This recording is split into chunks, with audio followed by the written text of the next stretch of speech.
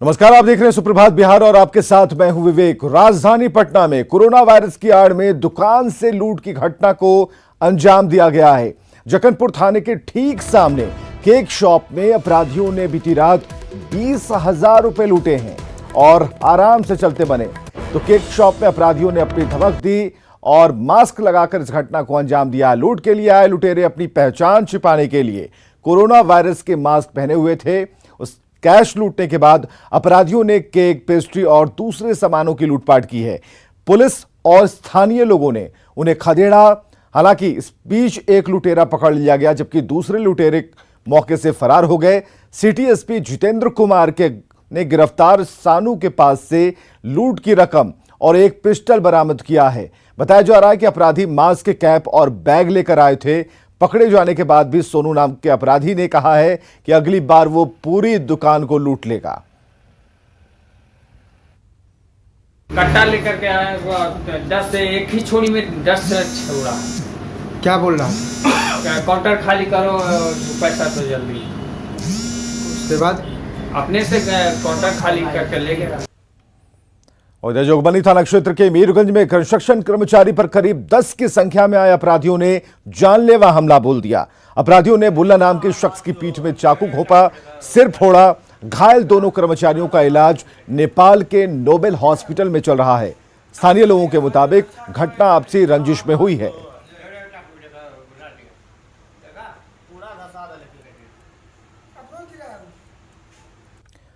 और गोपालगंज से खबर, जहां एक वीडियो वायरल हो रहा है जिसमें एक युवक को सरेआम पिस्टल लहराते हुए देखा जा सकता है।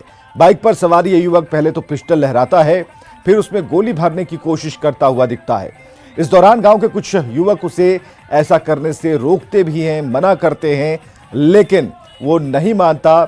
उसकी पिटाई भी की गई है। वीडियो सामने आने के बाद आरोपी युवक की गिरफ्तारी के आदेश दिए गए हैं और पुलिस के मुताबिक जल्द ही इस युवक की गिरफ्तारी हो जाएगी।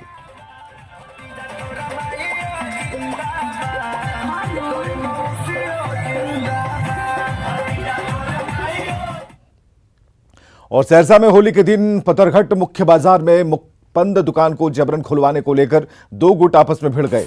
मामला इतने आगे बढ़ गया कि मारपीट और गोलीबारी की नौबत आ गई।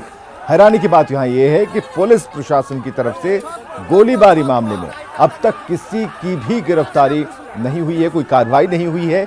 बुधवार को फिर दो गुटों में जमकर पत्थरबाजी हुई, गोलीबारी की घटना हुई। और इन तस्वीरों को जरा आप देखिए कि गोलियों की आवाज सुनाई दे रही है। पतरघट बाजार में मौजूद भीड़ में शामिल एक युवक हाथ में देसी कट्टा लहरा रहा है और इस घटना के बाद बाजार के व्यवसायियों में दहशत का माहौल है।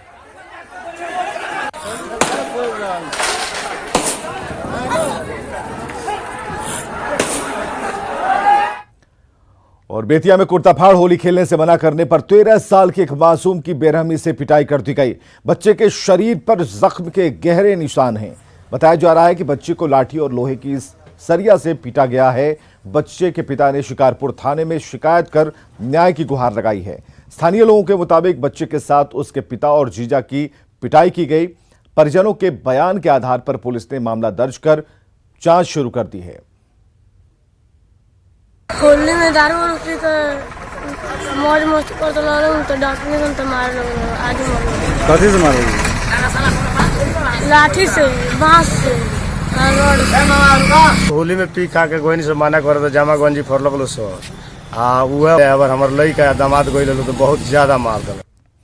और राज्यसभा चुनाव के लिए एनडीए उम्मीदवारों के नाम तय हो गए हैं। जेडीयू से हरिवंश और रामनाथ ठाकुर उम्मीदवार होंगे, तो बीजेपी ने विवेक ठाकुर को उम्मीदवार बनाया है।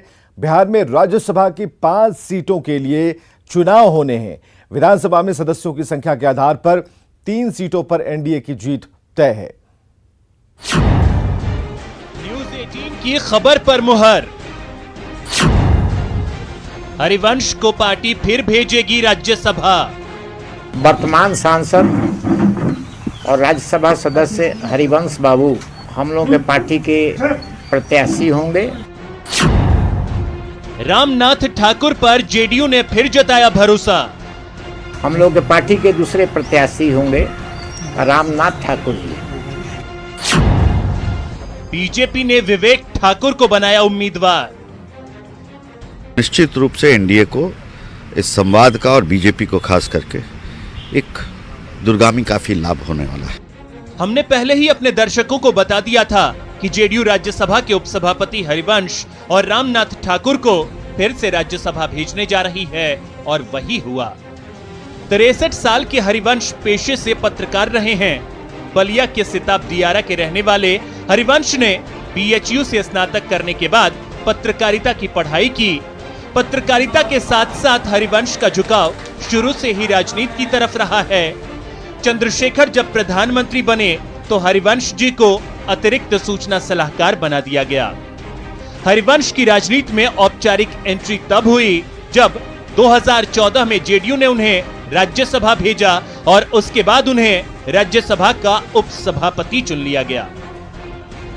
जेडीयू के दूसरे उम्मीदवार रामनाथ ठाकुर की बात करें तो 70 साल के रामनाथ ठाकुर अति पिछड़ा वर्ग से आते हैं और बिहार के पूर्व मुख्यमंत्री कर्पूरी ठाकुर के बेटे हैं। फिलहाल जेडीयू से राज्यसभा सांसद हैं और नीतीश सरकार में सूचना और जनसंपर्क मंत्रालय की जिम्मेदारी भी संभाल चुके हैं।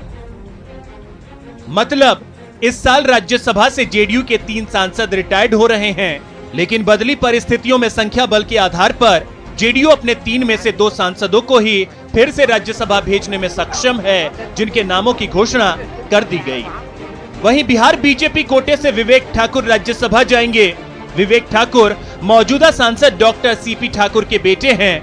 विवेक ठाकुर ने शुरुआती पढ़ाई सेंट माइकल हाई स्कूल से की है। दिल्ली के किरोड़ीमल से स्नातक के बाद विदेश व्यापार में एमबीए और लॉ की डिग्री ली। करीब 2.5 दशक से बीजेपी से जुड़े विवेक ने राजनीतिक गतिविधियों की शुरुआत पटना महानगर से की। इसके बाद वे बिहार बीजेपी युवा मोर्चा के उपाध्यक्ष, राष्ट्रीय युवा मोर्चा के उपाध्यक्ष और कार्य समिति के सदस्य बने। राष्ट्रीय टीम के सदस्य के तौर पर गुजरात, बंगाल में पार्टी के लिए काम किया। 2014 में वे कुछ समय के लिए विधान परिषद के सदस्य बने। 2015 में बक्सर के ब्रह्मपुर विधानसभा से चुनाव लड़े पर हार गए। बिहार में राज्यसभा की 5 सीटों के लिए चुनाव होने हैं। विधानसभा में सदस्यों की संख्या के आधार पर 3 सीटों पर एनडीए की जीत तय है और गठबंधन ने तीनों उम्मीदवारों के नाम तय कर दिए हैं। Bureau report, news 18। तो राज्यसभा चुनाव के लिए हरिवंश सिंह और रामनाथ ठाकुर को जेडीयू का उम्मीदवार बनाए जाने का बीजेपी ने स्वागत किया है। प्रवक्ता निखिल आनंद ने कहा कि उम्मीदवारों के नाम सोच समझकर तय किए गए हैं। इस तरह के आने वाले कार्यक्रमों से बिहार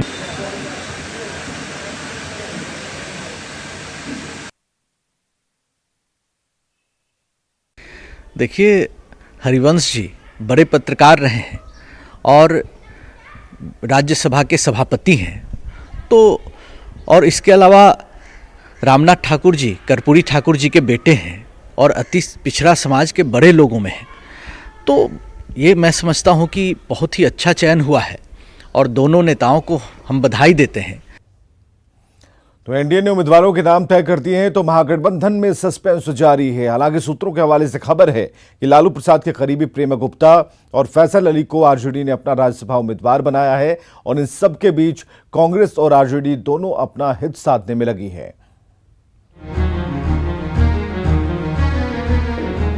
आरजेडी और कांग्रेस के बीच राज्यसभा की गुत्थी सुलझ नहीं रही। कांग्रेस अब भी उम्मीद में है कि आरजेडी एक सीट उन्हें दे देगा। इसको लेकर वादों की दुहाई दी जा रही है। इधर आरजेडी का कहना है कि गठबंधन धर्म का पालन हर तरफ से होना चाहिए और हम चाहेंगे कि गठबंधन धर्म का पालन हो और हमारी भावनाओं का हमारा सहयोगी मित्र सम्मान करे। अपने सहयोगियों का मदद करते हैं। अब सहयोगी अगर हमारे उदारता, हमारे नेता की महानता का नाजायज फायदा उठाने लगेंगे, तब तो गठबंधन धर्म की जो मजबूत है कड़ी है, उसमें कहीं न कहीं प्रश्न चिन्ह लग जाता है। आरजेडी के बयान से साफ है कि वो कांग्रेस को मौका नहीं देने वाला, लेकिन सवाल है कि आरजेडी फिर 2 सीटों के लिए 82 विधायक कैसे जुटाएगा। क्या 3 विधायकों की कमी कांग्रेस पूरी करेगी?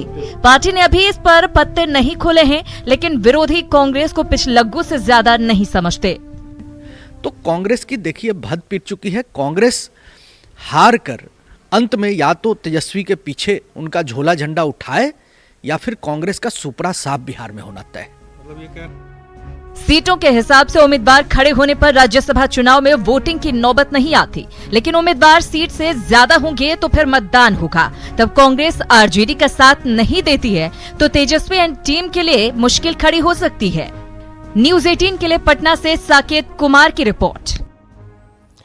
और मध्य प्रदेश में कांग्रेस की फजीहत होने के बाद अब बिहार कांग्रेस में भी टूट का खतरा बढ़ गया है। जेडीयू ने दावा किया है कि कांग्रेस में जल्द टूट होगी। सत्ताधारी पार्टी के दावे के बाद बिहार की सियासत गर्म है।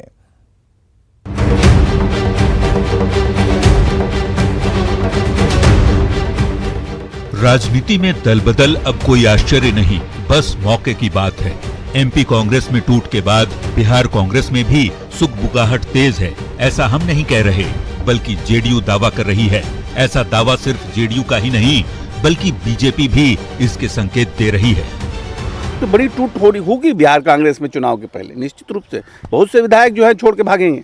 खुद वापस जीत के नहीं आने की परिस्थिति बनी हुई है ना लोगों में, तो लोग क्या करेंगे? आने वाले दिनों में कांग्रेस के विधायक अपने अपनी जगह तलाश सकते हैं, दूसरी पार्टियों में आ सकते हैं। कुछ भाजपा में आएंगे, कुछ जदयू में जाएंगे, कुछ लोजपा में जाएंगे, यही होगा। जेडीयू और बीजेपी के दावे से महागठबंधन में घमासान शुरू है। फिलहाल तकरार राज्यसभा की सीट को लेकर है। हालांकि कांग्रेस कहती है कि टूट का सपना देखने वालों को निराशा ही हाथ लगेगी। हमारे सभी विधायक, पार्टी के सभी नेता बिल्कुल ही कमिटेड हैं कि हम कांग्रेस पार्टी के साथ हर हालत में बने रहेंगे और अपने नेतृत्व के हाथ को ही मजबूत करते रहेंगे। बिहार विधानसभा चुनाव इसी साल होना है। ऐसे में दल बदल की संभावना से इनकार नहीं किया जा सकता, लेकिन जेडीयू का दावा कितना सच है फिलहाल कहना मुश्किल है। लेकिन दावे और प्रतिरोध के बीच कांग्रेस नेता जरूर सहमे हुए हैं। न्यूज़ 18 के लिए पटना से रवि एस नारायण की रिपोर्ट। और बड़ी खबर, राज्यसभा के लिए आरजेडी के 2 उम्मीदवार आज करेंगे नामांकन। आरजेडी से प्रेमचंद गुप्ता का नाम तय है और आरजेडी से फैसल अली के नाम पर भी चर्चा है। तो 11 बजे तक का इंतजार करना होगा जब विधानसभा में ये नॉमिनेशन करेंगे और नामांकन के वक्त तेजस्वी इनके साथ मौजूद होंगे। तो बड़ी खबर हम आपको बता रहे हैं, राज्यसभा के लिए आरजेडी के 2 उम्मीदवार आज नामांकन करने वाले हैं।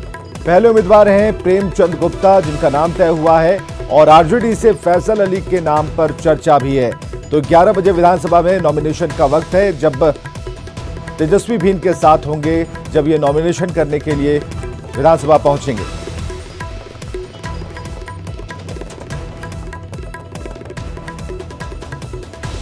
तो बड़ी खबर इस वक्त की हम आपको बता रहे हैं, और खबर यह है आरजेडी कोटे से जो 2 नाम हैं जिन पर चर्चाएं चल रही थी, तो फिलहाल प्रेमचंद गुप्ता का नाम तो तय है।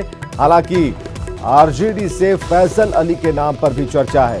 तो 11 बजे विधानसभा में नॉमिनेशन का वक्त इन्होंने रखा है और तेजस्वी यादव खुद मौजूद होंगे। और अमित हमारे साथ फोन लाइन पर। अमित, क्या जानकारी मिल पा रही?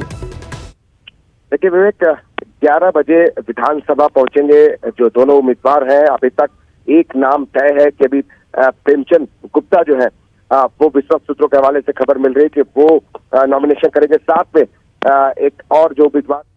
चलिए, बिहार में शराबबंदी को लेकर एक बार फिर विपक्षी पार्टियां सरकार पर हमलावर हैं और विपक्षी पार्टियों ने एक सुर में आरोप लगाया है कि थाना स्तर से सूबे में कई शराब की बिक्रियां करवाई जा रही हैं और सरकार को इसमें कमीशन खोरी कर रही है। विपक्षी दलों ने जेडीयू विधायक और डीजीपी के बयान के आधार पर आरोप लगाया है कि शराब की बिक्री में पुलिस वाले सक्रिय हैं। विपक्ष के बयान पर सत्ताधारी पार्टी जेडीयू ने करारा जवाब दिया, पलटवार किया और कहा कि कानून का उल्लंघन करने वालों पर कार्रवाई की जा रही है। तो ये चीजें बताने को पर्याप्त है कि बिहार में शराबबंदी फेल हो चुका है और इसके आड़ में स्मगलिंग बढ़ी है। पुलिस के संरक्षण में शराब का आगमन होता है, राज्य में बिक्री हो रही है। पुलिस को पता है कि कौन लोग पिला रहे हैं, कौन लोग पी रहे हैं, कौन पिला रहे हैं। तो ये कानून की प्रासंगिकता तो अपने आप में खत्म हो गई। अब श्याम बहादुर सिंह जो चहेते विधायक हैं नीतीश कुमार जी की, वो भी पुष्टि कर रहे हैं कि शराब की बिक्री होती है। तो आखिर माननीय मुख्यमंत्री जी कोई कार्रवाई क्यों नहीं करते हैं? जाहिर सी बात है, जो पैसा आता है, जो आमदनी आती है, जो रेवेन्यू आता है, मुख्यमंत्री जी तक पहुंचाया जाता है, इसलिए मुख्यमंत्री जी भी शांत है। मर्डर का कानून है, रेप का कानून है, तो क्या मर्डर रेप होना बंद हो गया? लेकिन अपराधी पकड़े जाते हैं। तो शराबबंदी में भी धीरे धीरे होगा, कानून से सिर्फ नहीं होता, जागरूकता फैल रही है ना। आज गाँव-गाँव में शराबबंदी का असर है, महिलाएं खुश हैं। और आइए अब आपको मिलवाते हैं नीतीश कुमार के एक दीवाने से। मुजफ्फरपुर के शख्स ने नीतीश कुमार की शराबबंदी योजना को विफल बनाने में जुटे अपने बेटे तक को जेल भिजवा दिया है।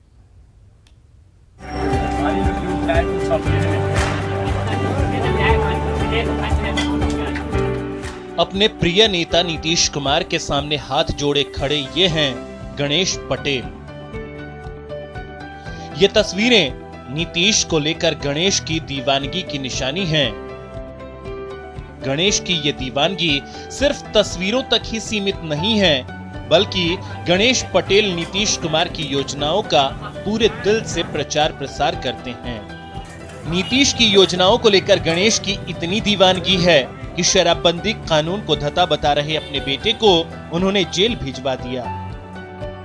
हमने कहा कि भाई कैसे होगा, मैं थाना गया, इसमें जाकर फ़ोन लगाया एसपी साहब को, फिर थाना गया, थाना का आवेदन दिया, पुलिस बुला के थाना से लेकर आए, घर में घुसाए, उसको अरेस्ट कराए, पुलिस जेल भेजे, उसको भिजवाए। इतना ही नहीं, शराब पीकर गाली गलौज कर रहे 2 और लोगों पर इन्होंने केस दर्ज करा रखा है। गणेश अपनी रोजी रोटी के लिए चाय की दुकान चलाते हैं, लेकिन ग्राहकों को नीतीश की योजनाओं की खूबियां समझाते नजर आते हैं। नीतीश की शराबबंदी योजना को लेकर गणेश पटेल की दीवानगी की तारीफ हर कोई करने लगा है।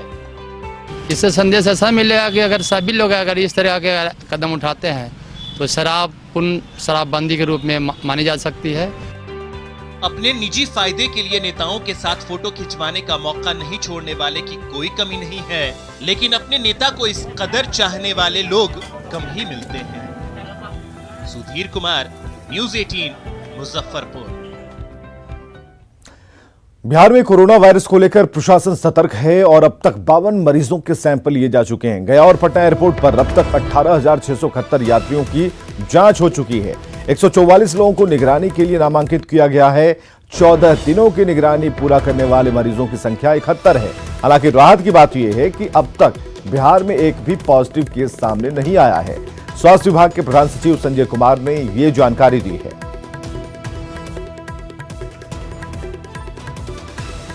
तो कोरोना को लेकर देश भर में अलर्ट जारी है। गया में बैंकॉक के राष्ट्रीय ऑस्ट्रेलिया से आए दंपति को निगरानी में रखा गया है और भीड़ वाले इलाके में जाने से उन्हें मना किया गया है। दंपति पर 14 दिन तक निगरानी रखी जाएगी। कोरोना अलर्ट को लेकर गया एयरपोर्ट पर स्वास्थ्य विभाग के साथ एसएचओ की टीम भी तैनात है और यहां आने वाले देसी और विदेशी यात्रियों की जांच हो रही है। कपल है, जैन कपल, जो कि आए थे बाहर से इन द सेंस ऑस्ट्रेलिया से आए थे थ्रू बैंकॉक ट्रांजिट होके। तो उनमें उनका स्टे था अराउंड 8 आवर्स का। तो उनको भी हमने होम क्वारंटीन में, दे आर एसिम्प्टोमेटिक, उनको कोई लक्षण नहीं है। सर्विस लाइन्स बोलते हैं या होम क्वारंटीन बोलते हैं, माने घर में रह के वो अलग रहेंगे, कोई भी पॉपुलेटेड जगह पे नहीं जाएंगे जहां भीड़ बढ़ है या बाकी लोगों से कम मिलेंगे, अपना हेल्थ हाइजीन मेंटेन करेंगे। तो वैसे रखा हुआ है, उनको कोई अभी तक लक्षण नहीं है। हमारे साथ योगायोग में है गया में, और मोटा मोटी उनका 14 दिन हम उसको नजर में रखेंगे। इधर कोरोना वायरस के खतरे के बीच हम आपको छपरा में स्वास्थ्य महकमे की एक ऐसी हकीकत बताने जा रहे हैं जिसे देखकर आप चौंक जाएंगे। सदर अस्पताल में डॉक्टर और नर्स की संख्या बेहद कम है और मरीज परेशान हैं, वो भी तब जब जिले के प्रभारी मंत्री खुद प्रदेश के स्वास्थ्य मंत्री हैं।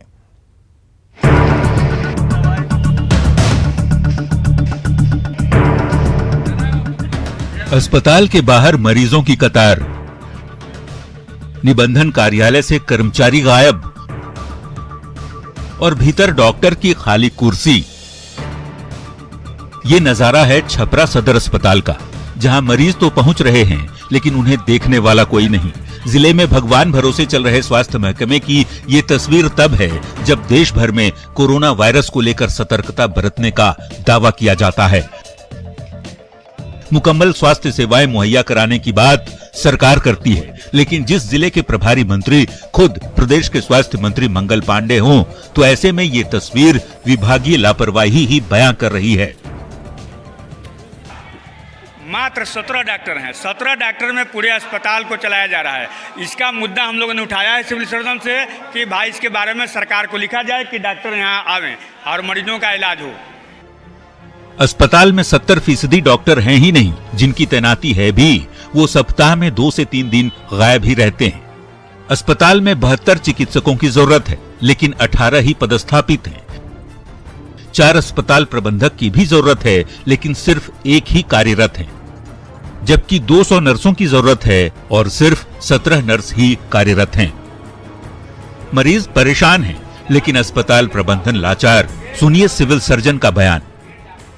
हम लोग किसी तरह चला रहे हैं, रात दिन हम आप लोगों की सेवा में। अगर 12 बजे भी हमको कॉल जाता है किसी मरीज के साथ कोई प्रॉब्लम है, तो मैं खुद आके यहाँ पर उसका मैंने प्रयास करता हूँ कि सॉल्व हो जाए प्रॉब्लम। वैसे कोरोना वायरस के खतरे के बाद स्वास्थ्य विभाग के लंबे चौड़े दावों की हवा सदर अस्पताल की ये तस्वीरें निकाल रही है।